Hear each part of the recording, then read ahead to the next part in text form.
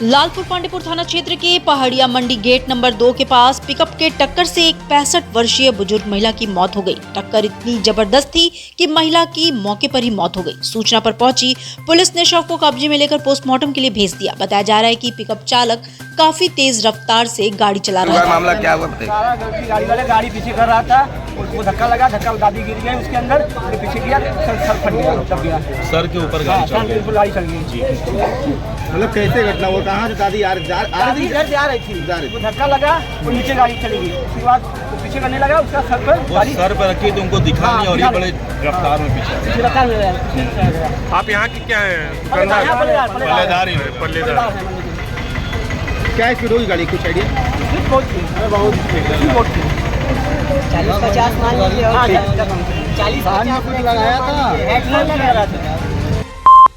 रामनगर थाना क्षेत्र के पंचवटी रामपुर मोड़ के पास एक युवक की करंट लगने से मौत हो गई, जिसके बाद हड़कंप मच गया। युवक को घायल अवस्था में अस्पताल ले जाया गया, जहां डॉक्टर्स ने उसे मृत घोषित कर दिया। युवक बिजली के खुले तार की चपेट में आया था, जिसमें उसे 11,000 वोल्ट का झटका लगा।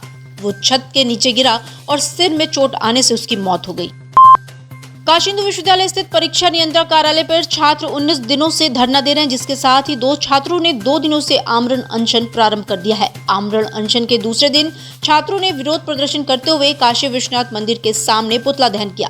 छात्रों का आरोप है कि हम पिछले 17 दिनों से धरना प्रदर्शन कर रहे हैं, लेकिन हमारी बातें नहीं मानी गई। यहाँ कोई आश्वासन लेकर के आता है। आज यूजीसी के नियमों के खिलाफ जो पीएचडी एडमिशन हमने बताया था कि जिस तरीके जो नेट दिसंबर में पास अभ्यर्थी हैं उनको पहले ही मौका नहीं दिया गया था, आगे भी न देने की बात कही गई है। इन्होंने हवाला दिया था यूजीसी का। आप सेंट्रल यूनिवर्सिटी देख लीजिए, तमाम सेंट्रल यूनिवर्सिटी अपनी प्रवेश प्रक्रिया चालू कर चुकी हैं और जो रिजल्ट को लेकर के इन लोगों के बीच में मतभेद था वो भी आज, क्योंकि गाइडलाइन आ गई यूजीसी की, तो वो भी क्लियर हो चुका है। लेकिन पूरी तरीके से विश्वविद्यालय प्रशासन मुर्दा हो चुका है। इनको छात्र हितों की कोई सुध नहीं है। ये चाहते हैं सिर्फ और सिर्फ पूरा प्रशासन भ्रष्टाचार में लिप्त है और आगे भी इसी तरीके से रहेगा। जब तक हमारी मांगे नहीं मानी जाएगी हम लोग इसी तरह आमरण अनशन करते रहेंगे और हमारा विरोध प्रदर्शन जारी रखेंगे। आज किसका पुतला दहन किया है? आज हम लोग कंट्रोलर महोदय और जीपी सिंह का पुतला जारी किए जलाएं। जिलाधिकारी एस राजलिंगम ने शुक्रवार को जल भराव की समस्या को लेकर कचहरी परिसर का निरीक्षण किया। उन्होंने सीवर लाइन ठीक कराने, नालियों की साफ सफाई एवं फर्श की इंटरलॉकिंग के लिए नगर निगम को निर्देशित किया। इस संबंध में अधिवक्ताओं ने जिलाधिकारी से शिकायत की। विकास प्राधिकरण की ओर से शुक्रवार को अतिक्रमण के खिलाफ कार्रवाई की गई। वीडीए ने बाउंड्री वॉल को ध्वस्त करा दिया, वहीं बारात की छत जमीन को खाली कराया गया। अतिक्रमणकारियों को दोबारा किसी तरह का अवैध कब्जा न करने की हिदायत भी दी गई। सावन शिवरात्रि के अवसर पर शुक्रवार को नमामि गंगे ने श्री काशी विश्वनाथ धाम में पर्यावरण संरक्षण की अलग जगाई। इस दौरान श्रद्धालुओं में कपड़े के झोले वितरित किए गए। इसके जरिए सैकड़ों श्रद्धालुओं को संदेश दिया गया कि स्वस्थ भारत के लक्ष्य की प्राप्ति के लिए नागरिकों को स्वच्छता का संकल्प लेना होगा। स्वच्छता को जीवन शैली का हिस्सा बनाना चाहिए।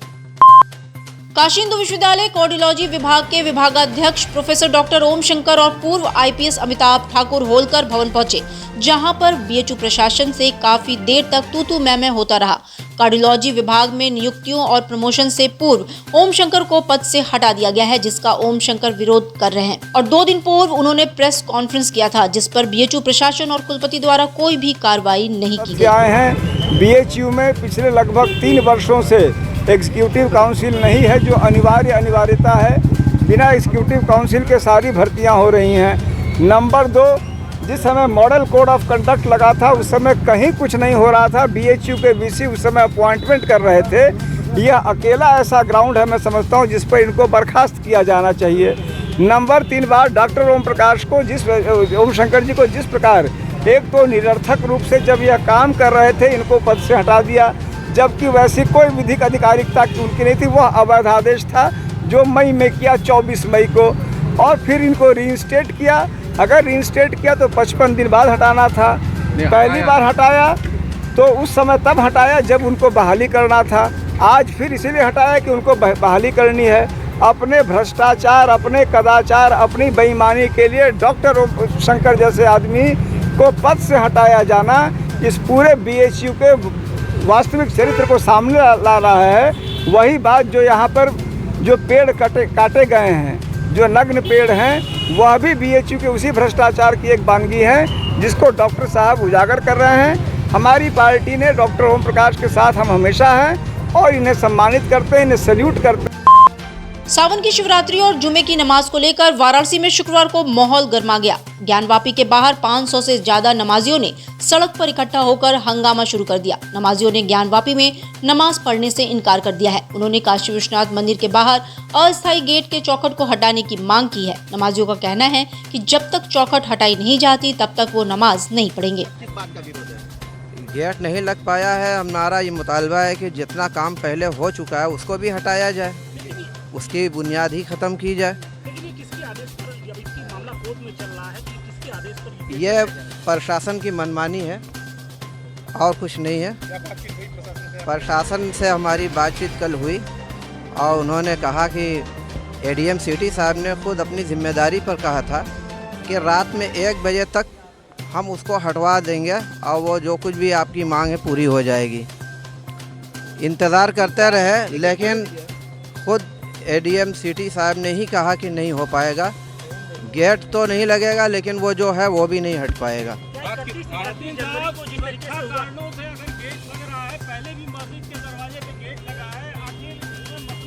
नहीं, ये सुरक्षा कारणों से आप कह रहे हैं, हकीकत में वो नहीं, बात कुछ और है। उसी पर बस प्रशासन की मंशा हमें खूब अच्छी नहीं समझ में आ रही है, जिसकी वजह से हमें विरोध जारी रहेगा। हाँ, विरोध जारी रहेगा। वही चाहता है, वही चीज़ फिर दोहराई जा रही है। परिवहन निगम की ओर से वाराणसी में 100 बस चालकों की भर्ती की जा रही है, जिसके लिए सोमवार और गुरुवार को टेस्ट लिया जा रहा है। आगामी कुंभ मेले की तैयारी में परिवहन निगम जोर शोर से जुटा है। कैंट रोडवेज के एआरएम गौतम कुमार ने बताया कि सभी एआरएम के यहां आवेदन लिया जा रहा है। इसके लिए ऐसा व्यक्ति जिसकी लंबाई 5.2 फीट हो, 8वीं कक्षा पास हो और 2 साल का ड्राइविंग अनुभव हो, वो आवेदन कर सकता है। संविदा के तौर पर चालकों की भर्ती की जाएगी।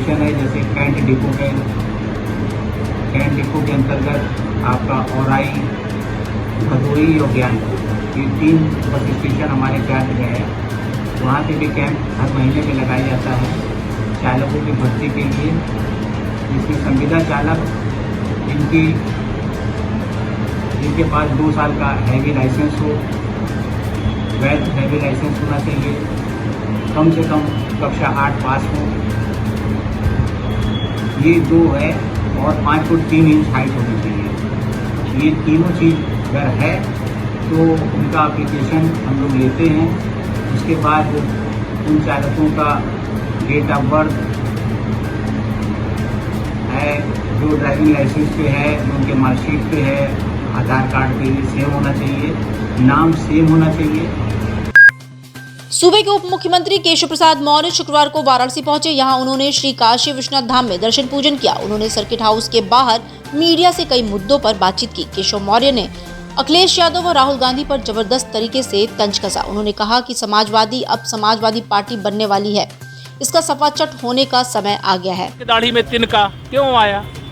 अगर जाति जनगणना की मांग कर रहे हैं, आप सब पत्रकार मित्र हो, श्री अखिलेश यादव जी ने प्रेस वार्ता में पूछा, बताओ तुम किस जाति को, तुम किस जाति के हो? ये पूछा कि नहीं पूछा? पूछा करते। जब वो पूछे और उसके बाद संसद में खड़े होकर के ऐसे गुमान से बोल रहे हैं जैसे लगता है उन्होंने कभी जाति देखी नहीं, जाति पूछी नहीं। लेकिन अनुराग ठाकुर जी ने जो सदन का विषय है उससे सड़क पर चर्चा करने का विषय नहीं है। बस इतना मैं बताना चाहता हूँ, काट की हांडी बार बार नहीं चढ़ पाती है।